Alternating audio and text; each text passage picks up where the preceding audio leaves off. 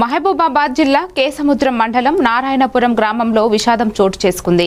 గ్రామానికి చెందిన మందుల ఉపేంద్ర శిరీష దంపతుల పెద్ద కుమారుడు మందుల మనీష్ అనే బాలుడిని ఊరి బిగించి హతమార్చినట్లుగా మెడపై ఘాట్లు కనిపిస్తున్నాయి.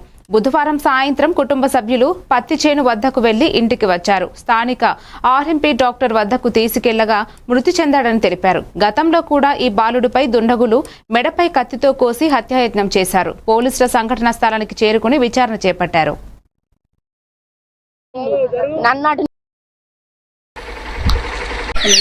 నీకెప్పుడు తెలిసింది ఈ విషయం? నాకు 9 గంటలకు తెలిసింది.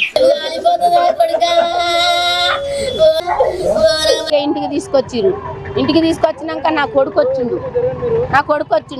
వచ్చినాక మమ్మల్ని భార్యను 2 దెబ్బలు కొట్టిండు. నన్ను అటు నెట్టేసిండు, అటు ఇసిరేసిన మాయనానిగా మేము సప్పుడేకుండా ఏడ్చుకుంటూ అట్టనే కూర్చున్నాక ఏం చేసిండు, ఇక నా కొడుకుని ఏమన్నా చేసిరా ఎట్లా అని పోయి ఈ మెడకాయ తిప్పిండు. ఎవరి మీద నన్ను చెప్పండి సారు, ఈ తల్లిని ఇంటికన్నే ఉంచిపోతాను నేను.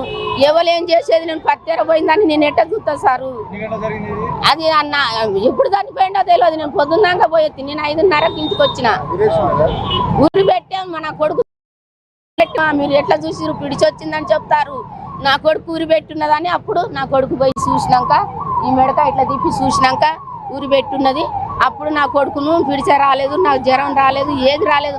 నా కొడుకును చంపిరని అప్పుడు ఏమంటే మా బావ కొడుకు ఇట్లా పోలీసు వాళ్ళకి ఇచ్చిళ్ళు.